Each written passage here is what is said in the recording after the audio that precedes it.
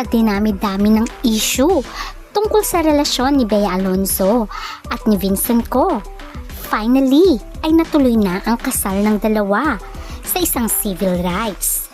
Pero ang pinagtataka ng mga fans, bakit wala ang mga magulang ng both parties? Ayon kasi sa mga umatendon ay limitado lamang. Sabi nga nila nasa 6 nga lang daw ang umattend at wala ang magulang nga ni Vincent Ko at ganun din ang pamilya ni Bea Alonzo. Ano kaya ang punot dulo nito? At alam nyo ba na ang hula kay Bea Alonzo ay nagkatotoo? Ating alamin ang mga pangyayari sa kanilang kasal at bakit nagkatotoo ang hula kay Bea.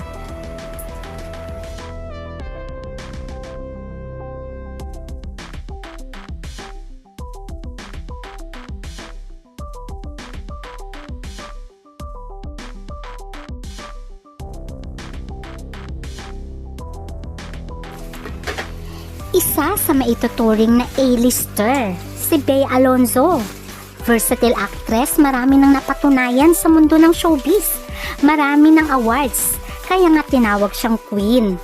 At the same time, isa rin siyang entrepreneur at isa rin siyang bilyonarya. Kaya naman sabi nila, perfect match siya kay Vincent Ko na tagapagmana ng Pure Gold. Kaya naman sabi nila ay bagay na bagay sila dahil parehong entrepreneur din at parehong bilyonaryo. Alam nyo ba na sabi ng kanilang sources ay matagal na palang magkaibigan itong si Bea Alonzo at si Vincent Ko. Matagal na palang crush nitong si Vincent Ko si Bea Alonzo. Pero during that time kasi ay may boyfriend nga itong si Bea. Kaya naman, nung naging single na si Bea, ay nanligaw na nga dito si Vincent Ko. At the rest is history. Until nga ay sila na ay magpakasal. Pero marami din pinagdaanan ng kanilang relasyon. Dahil nga ugong-ugong ang balita na hindi daw natuloy ang kasal nila supposed to be sa Spain.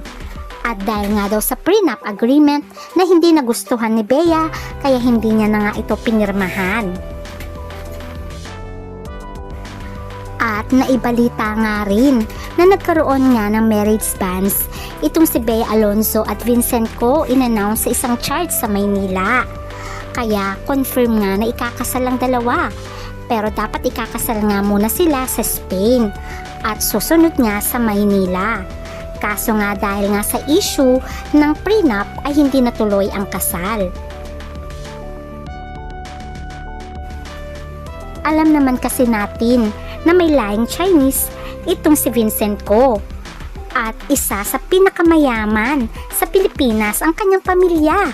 At tagapagmana rin si Vincent Ko ng Pure Gold. Kaya siguro ay talagang issue nga ang prenup. Pero unfortunately ay tikom ang bibig that time ni Bea at ganun din ni Vincent Ko. Kaya marami din na ang nalungkot nung marinig ang balitang hindi natuloy ang kanilang kasal sa Spain. Marami talaga ang nalungkot sa hindi pagkatuloy ng kasal ni Bea Alonzo kay Vincent Ko. Matatandaan na marami na ring mga naranasang hindi maganda sa relationship si Bea. Noong umpisa ay si Gerald Anderson, kung saan ay hindi si Bea ang nakipag-break. Ito nga ang interview ni Bea kung saan ay ginosting nga siya ni Gerald. At ng babae nga rin itong si Gerald at nag-cheat sa kanya. Ayon nga sa mga bali-balita at blind item, si Julia Barreto daw ang dahilan ng breakup ni Bea at ni Gerald. Pero dininay ito ni Julia. Pero eventually ay inamin din nila ang kanilang relasyon. Pero ngayon ay hiwalay na itong si Julia at Gerald.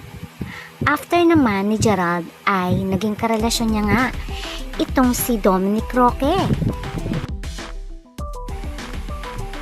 Humantong pa nga ang kanilang relasyon sa pagpapropose pa nga ni Dominic Roque kay Bea Alonzo, kung saan nga ay makikita dito na nag-propose nga itong si Dominic kay Bea na tinanggap naman ni Bea. Kaya lamang after ng ilang months ng pagpropose nitong si Dominic ay bigla na lamang silang naghiwalay dahil daw sa prenup din ang dahilan. Hindi lamang sa prenup ang cause ng dahilan ng kanilang breakup, pagkus maraming chismis ang pinapataw kay Dominic na kesyo may gay benefactor nga ito. Kaya instead na ikakasal na sana sila ay naudlot pa at nauwi sa tuluyang paghiwalay. Inamin ni Bea na hindi daw siya ang nakipaghiwalay pagkus si Dominic Roque. Pero ngayon ay pareho naman ng masaya si Bea at si Dominic. Oo. Since you mentioned that, let me ask that. So, hindi ka ang Marami nakipag-break? ang pero wag nalungkot natin sa mga nangyayari sa love life ni Bea. Wish nga daw ng mga fans na sana makatagpo nga si Bea ng lalaki talagang mamahalin siya ng buong buo. At natagpuan niya nga itong si billionaire na walang iba kundi si Vincent Ko. Kita naman dito nandyan din ang mami ni Vincent na talaga namang okay naman yata si Bea sa parents ni Vincent Ko.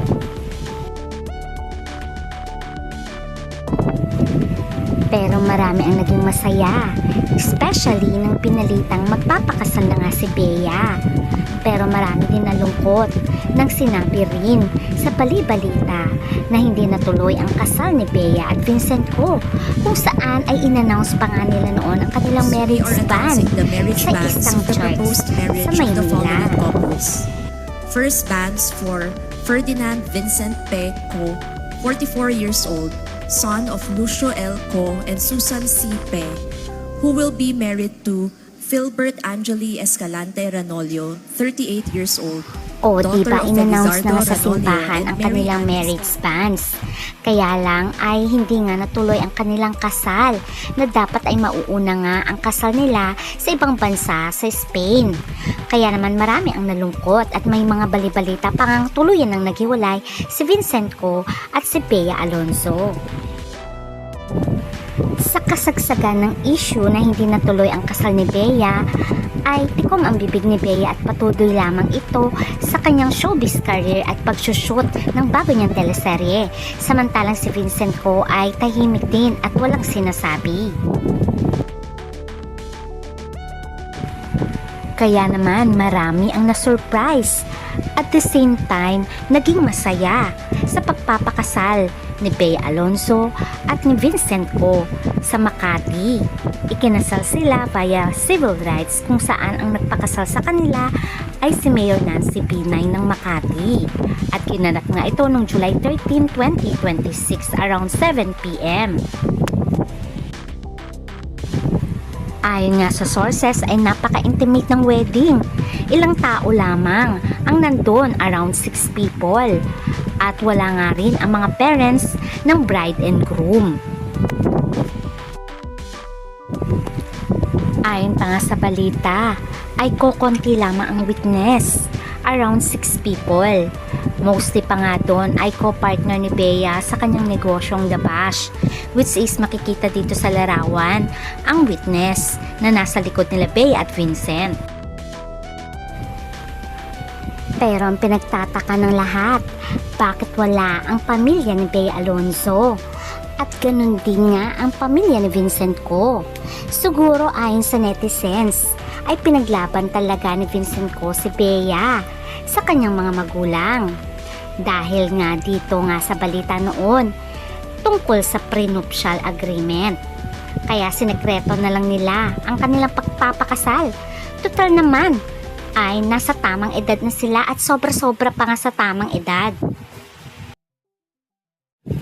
Kaya naman mas maganda na lang na tahimik para matuloy ang kasal, which is nangyari nga at nagulat pa nga ang lahat ng mga fans. Kaya naman makikita rin dito ang reception, iilang tao lang ang nasa chair, siguro na around 12, at makikita nga si Bea at si Vincent Ko. At eto nga yung hula kay Bea bago niya nakilala si Vincent Ko. which is talagang nakakagulat din dahil nagkatotoo. Panoorin at pakinggan kung anong sinabi ng manghuhula. Hindi ka church una, pero medyo hidden lang. Either 7 months from now or 7 years from now. 7 months, hindi pwede. Oo, diba? Sabi ng manghuhula, civil daw ang una. At later on daw ay may bonggang kasal. Pero bongga naman yung makikasal mo and marriage life after. Kasi if you'll be married now, may chances na mag-separate kasi. Wag na marriage. lang. Ito yung mga pangasawa mo. Bakit Meaning, mo sobrang love tinebo? mo. Matanda na.